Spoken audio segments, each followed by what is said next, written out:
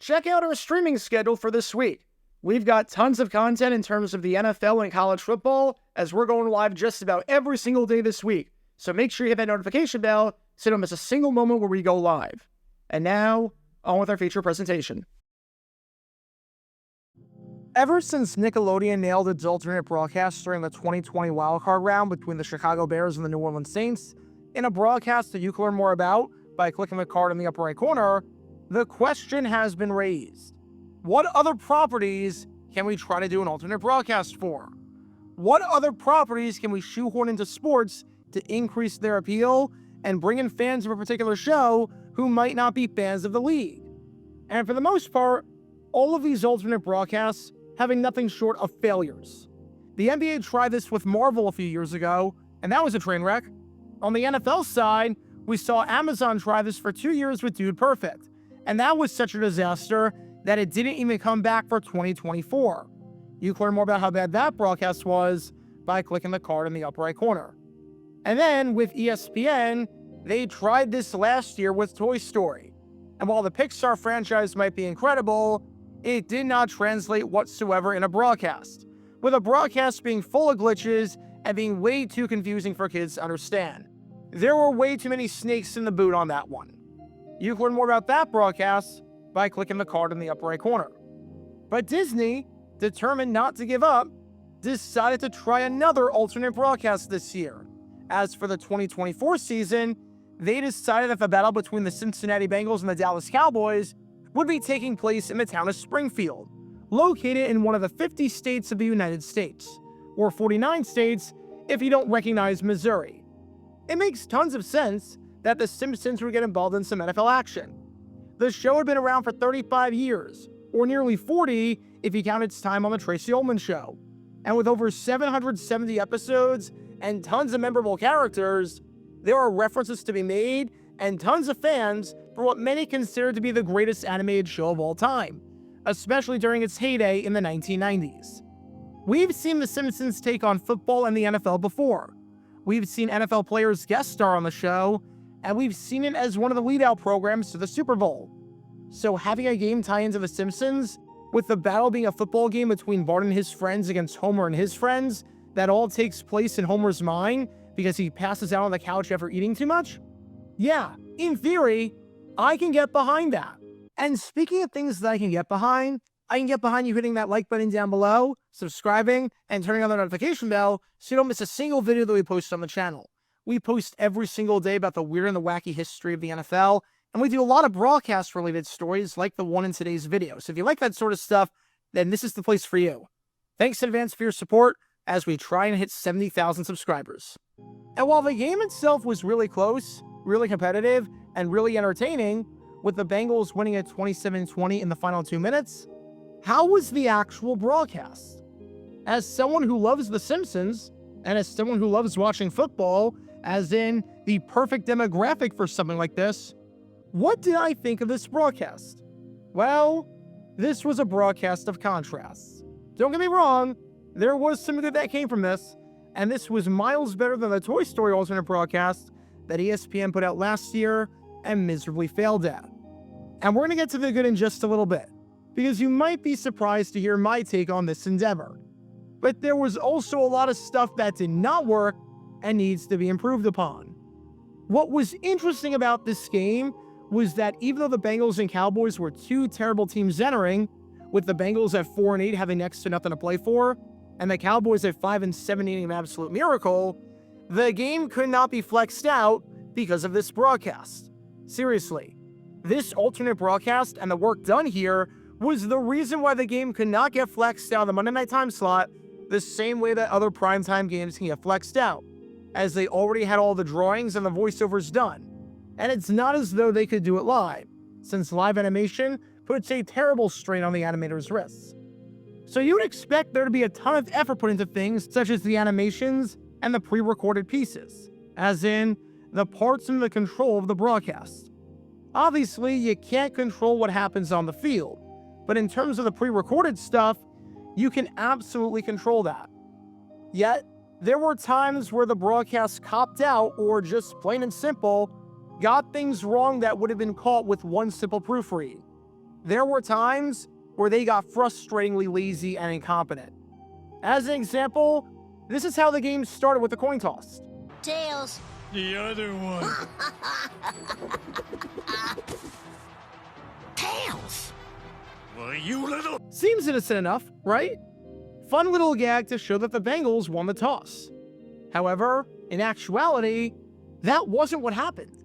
In actuality, the Dallas Cowboys won the toss. The Cowboys won the toss, elected to defer, so Brandon Aubrey kicks it away. You're telling me you couldn't flex out this game because of all the work the animators did, and yet you had nothing planned for what happened if the Cowboys won the toss? You didn't have a second animation plan with one for if the Bengals won and one for if the Cowboys won? How can you possibly be that lazy or just have no idea that it's possible for the home team to win the toss? It's not like this was some insane scenario that never comes up, like a 2-point conversion returned the other way for 2 points by the defense. This is how every game starts off, and there's a 50-50 chance that one team wins. Why you start the game off like this, I have no idea. But it just feels insane to me that you want to advertise this as an alternate way to watch a real football game, and yet the very first thing involving the football game, the coin toss, you lie and mislead your viewers. Also, in between the action, while the game was at a commercial break, the broadcast would do these trivia questions about not just Simpsons history, but about NFL history and Monday Night Football history. You'd only see a select few commercials for select Disney properties. Otherwise, you'd get these interactive trivia questions. Cool idea, right? The problem is that, as you can probably tell, these questions repeated. So you would see the same question pop up multiple times throughout the broadcast. There were many questions that if you watched the broadcast in its entirety, you knew the answer simply by virtue of seeing it before. There's 100 years of NFL history and well over 770 episodes of The Simpsons spanning 35 years. And you're telling me you had to repeat trivia questions? There are so many Simpsons trivia games. Just pick questions directly from those cards and do that until you hit however many you need. You don't even need to think about it. No reason to have duplicate questions. But I'll tell you this much, I'd rather have duplicate questions than blatantly wrong questions, because some of the questions didn't even show the correct answer. As an example, this was a question about the first ever game on Monday Night Football between the New York Jets and the Cleveland Browns back in 1970. The question was, who scored the first touchdown in Monday Night Football history? Good question, and one that not a lot of people will get. And the answer, according to the broadcast, was Homer Jones, who scored it for the New York Jets. That seems okie diddly okie until you realize that, number one, Homer Jones never played a single down for the New York Jets, and number two, he wasn't even the first player to score a touchdown, as the first touchdown was this play right here, an 8-yard touchdown by Gary Collins on the Cleveland Browns. So they got the wrong player and the wrong team. Boy, I really hope somebody got fired for that blunder. Like, I'm sorry if this is harsh, but there's no reason for these mistakes to happen on a national broadcast. There just isn't. You can't be out there saying that the game can't get flexed because of all the hard work that went into making this broadcast, and then that hard work doesn't translate with simple mistakes that should have been caught right away, or at the very least, by someone high up on the chain of command. Speaking of mistakes, let's talk about the glitches. Oh, the glitches. One of my biggest concerns heading into the broadcast was, simply put, whether or not the thing was actually going to work.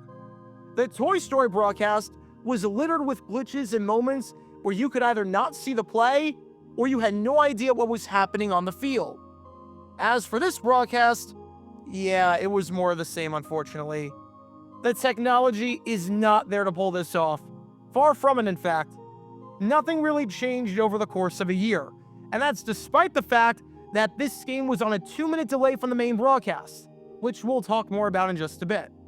Before we do that, though, I want to show you all the times throughout the broadcast that something happened and you couldn't make it out, with the frequency of this happening being so often that it's like a Bart Simpson test in terms of how many errors there are. It's a failing grade. Enjoy this compilation of glitches, including a glitch on a scoring play and a glitch on, quite literally, the biggest play of the game, which was the block punt muff that was shades of Leon Lett all over again. Burrow clapping his hands. He gets the snap. He scans. Cowboys bring the heat, and that pass is incomplete. Trayvon Diggs with a great play. Out like Homer, watching them all year, miss tackles, fail to rush quarterback, and struggle to cover. Am I missing anything, Dan? No, that Bengals. Now she's taking advantage of it. On first down, they set up the screen. It is Chase Brown. Not sure if he's upset that he was replaced by Bart on the opening drive in real life. So I'm not sure who she's rooting for tonight, but we only have to worry about the Adams cheerleaders. Hopefully we don't get many yoinks in this game. Oh, boy. Oh, Lord. Second and 16. Joe Burrow is sworn. Washington after it was 0 for 2 on field goals in week 1. York is the Bengals' new kicker, out for the extra point. That's not ready. So quickly. It's Cooper Rush. The last time the Cowboys got in the red. Free by reminding everyone that I'm the chief of police whose son is playing in the game. Smart. Now, how are you able to keep things in order? Talk continues. 2nd and 7. Burrow. Pass incomplete. It was dropped by T. Higgins. Into Cowboys territory now. Burrow throws. That's complete. It's Yosivash down inside the 40. You think Homer's napping? Sometimes I Russ's think pass. the Cowboys' offense is. Catching with a... Especially after that last Suck comment. and blow. Yeah. That's enough for a first down. Have you seen any problems with the operation tonight? No. How about this trickeration from the Cowboys? Cavante Turpin took the snap, faked it. Aubrey has only missed once ever at AT&T Stadium in Dallas. Here's his first try at Adams Stadium, and that's good. Homer's desserts for an entire month and not February. And the Bengals with a return. Khalil Herbert out past the 30-yard. 3rd down and 2. Joe Burrow looks, he throws. Incomplete, trying to get it. One of the most dynamic players in the NFL. Do something here. Oh, that kick is blocked. Oh, It's no. blocked. Oh my gosh! Man. Brutal break for the Cowboys after they blocked the kick. They just can't recover it. And Joe Burrow. And then we've got the glitches where it wasn't even close to what happened in real life. Check out this spin move out of bounds by Jamar Chase that did not happen in real life. Also, did you know that Doug Flutie kicked the last drop kick during the final week of the 2005 season? And it's been nearly 2 decades since we last saw a drop kick? Well, I think what Flutie did was overrated, because we saw a pretty impressive drop kick here. You also had this play where it looked like Cam Taylor-Britt made the interception, right? In actuality, it was Geno Stone. This looked nothing like how it actually played out. Also, you gotta love how immediately after, they marked it as 1st and goal, meaning that the first down line would have been a whopping 96 yards away. Definitely didn't happen. We also had some more random spin moves, some weird runs backwards, some plays where the guys were waddling for no reason, and my personal favorite, Cade York kicking a ball horizontally with his opposite foot. Why did the Browns let him go if he had the physical ability to do this? Name me one other kicker in the NFL that can pull this off. Thought so. Then again, he was also caught here spotting a ball that was not there, just placing an imaginary football down and patting the grass, because that's what all kickers do. So the game was marred by plays that either you couldn't see what was happening, or plays that didn't happen.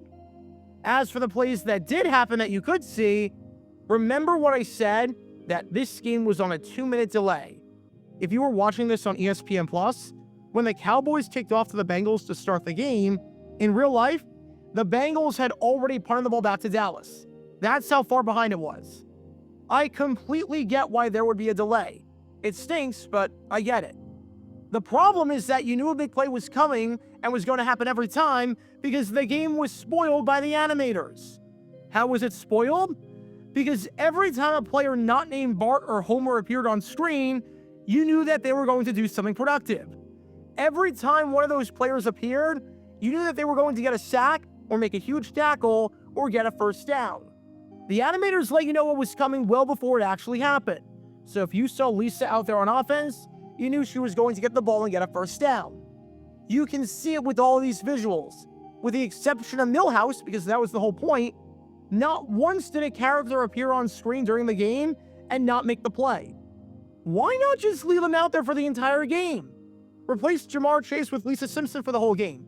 Replace Joe Burrow with Bart Simpson. Why couldn't you do that? It was so predictable to the point where it wasn't fun to watch. The last thing sports fans want is to be spoiled and to watch something where they know what's going to happen. That's the beauty of sports, is the unpredictability. That's why the ratings for the NFL are strong while other TV is declining. You can't really DVR it. You don't want to get spoiled. This broadcast felt like the guy who tells you what's going to happen in the movie before it actually happens and ruins all the big moments. It was not well thought out in that regard. So yes, there was a lot wrong with this alternate broadcast, and it might not have been good. However, despite everything I said in my criticism of the broadcast, and trust me, there was a lot to dislike about the broadcast, this altcast, to some extent, actually worked. I kind of enjoyed it. It's obviously not up there with the Nickelodeon broadcast, which is the gold standard for every alternate broadcast and has no right to be as good as it is. But I at least understand who this was for. The problem with the vast majority of these alternate broadcasts based on other properties is that even if you're a fan of that property, I can't see how it's enjoyable. With the Dude Perfect broadcast, even if you're a diehard fan of Dude Perfect, it's so slow-paced, and they seem like they're phoning it in. If you want to watch Dude Perfect, you wouldn't want that. With the Toy Story broadcast, even if you love Toy Story, I'm not sure how you enjoy that broadcast, because outside of a few visual gags, they don't do anything with the intellectual property. At least, not enough to keep you entertained for more than 5 minutes. Here? Oh, they absolutely did stuff with the property. With the characters on the field, the visual gags on the sideline, the actual voice actors coming in and doing interviews in between plays, something that did not happen during the Toy Story broadcast, and some of the animations, there was enough here to feel like an actual episode of The Simpsons. As a football game, I'm not sure this broadcast works. Actually, I'm dead confident that this broadcast doesn't work for 3 hours. But if you're looking for what is, in essence, a bonus episode of The Simpsons that take place on a football field, yeah, I totally get the appeal here. I get why some people really like this broadcast. And there were a lot of things that made it feel like that. Yes, the writing in the pre-recorded segments was sharp. Yes, the Professor Frank cutaways were fantastic, and definitely felt true to the series, and felt 100% in character. Yes, having Itchy and Scratchy as the chain gang was incredible. I love that touch. And considering the fact that Slinky Dog is the chain gang for Toy Story was one of the few things I enjoyed about that broadcast, they did not disappoint here with the sequel. But a broadcast like this doesn't work without the human talent behind the mic. Nickelodeon wouldn't work without Noah Eagle and Nate Burleson. And this broadcast wouldn't work without Drew Carter, Mina Kimes, and Dan Orlovsky. In particular, Mina Kimes. I want to single her out. You can tell that all three of them loved the show and grew up on it, and they were having fun with a perfect blend of analysis of the actual game and with the Simpsons commentary and gags. But man, Mina was in her bag on this one. Mina was having the time of her life, and it showed. She completely understood the assignment. She knew the vocabulary. She had so many incredible references, and not just that, but her comedic timing was on point. You can't fake this. Take a listen to some of these clips, and you'll see what I mean. And I'd play more if I had time or didn't have to worry about a copyright takedown. But it was like this all night. Hi, I'm Mina Kimes. You may remember me from shows such as NFL Live and that podcast I co-host with my dog. Yeah, handing the ball to Dowdle there against this Bengals defense, so soft against the run, a perfectly cromulent play call. You know, Dan, in some ways, the Cowboys' offense is actually a pretty good fit for Homer. Almost no motion. He's not in danger. He's in the end zone. Guys, he choose to throw it to Ralph. Who do we think has more money? Judging by the Cowboys' approach to free agency, I'm going to lean Mr. Burns. It is tough to find the right quote from over 770 episodes to pull out in real time, but she found it and used it just about every single time. You can tell when a broadcaster is phoning it in. You can tell when a broadcaster is having a good time and feels like someone that you genuinely want to spend 3 hours around. And I got the latter with Mina. She was the MVP of this broadcast, and without her, this whole thing falls apart. If this comes back in 2025, she's got to be back. She better not die on the way back to her home planet. And I think that's why this broadcast sort of worked. It was just funny. No, the technology was not there. Far from it, in fact. And if this was your way of watching the actual game, I don't get it at all. But if you're just looking for bonus content and didn't care too much about what actually happened on the field, yeah, this broadcast absolutely hit the spot. Whereas the Toy Story broadcast was glitchy and boring, this broadcast, while glitchy, was most definitely not. And there was enough here to keep any fan of the show entertained for the whole 3 hours. So in that case, mission accomplished. You felt immersed in the world of The Simpsons the whole time, and it worked out. Yeah, it feels weird because, like I said, there was a lot that didn't go right here. And there were some things that were also very disappointing considering the circumstances. For example, how was Ned Flanders not a part of the broadcast? How could you not fit Ned Flanders in there? But there was also enough there that it didn't really matter in the end. It's not at the point where it's like Nickelodeon, where I'm going to genuinely choose that version over the regular version, but there's at least something here where, unlike some of the other alternate broadcasts, I 100% get the appeal. So when it comes to the broadcast and the game between these two teams behind me right here, how would I grade this mono broadcast, with mono being 1 and broadcast meaning broadcast? I give it a solid B-. Not great, but not terrible. It was a lot better than I thought it was going to be, even though it was still extremely glitchy. At the very least, it was better than Toy Story, which was a disaster from start to finish. Now, in terms of bringing it back for 2025, what does concern me if the technology doesn't improve, and it did not improve at all from 23 to 24, what concerns me is that maybe they used all their eggs in one basket, they gave away their best jokes already, in order to get stale for the second year. I don't know how they're going to keep it fresh, but if they do bring it back, I'm on board. And if they don't bring it back, I'm going to nuke the whales. We got to nuke something. So yeah, the NFL coming to Springfield, perfectly cromulent. Not the best, not the worst, but it worked. Decidedly meh. If you like football and you like The Simpsons, while I would never recommend to watch this broadcast live as a substitute for the actual game, watch the archive of the game. It's on NFL Plus. You'll find some funny references and jokes, and it will feel like an extended episode of The Simpsons with a football game on in the background. There's definitely something for everyone here, and not laughing during this game is impossible. And that's more than I can say about a lot of these alternate broadcasts. They were having fun, and there were a lot of elements that did work here. We'll see what improves if they bring this back in 2025, or if they try it with a different property like Family Guy or Star Wars. But I know this much. When it came to the actual game, the muff block punt, that was a certified dough moment. Be sure to like and subscribe if you have not done so already, as it helps the channel out a lot. And check out my other channels, JG8 for the history of college football, JG7 for the history of baseball, and JG9 News, where we talk about all things happening in the NFL. Join me every Wednesday night at 8 p.m. Eastern, where we'll play live NFL trivia for cash prizes. And make sure to join me live, as we're on stream just about every single day. And thanks to all our Patreon members and our YouTube members for helping out the channel. See how you become a member and show your support financially in the description down below.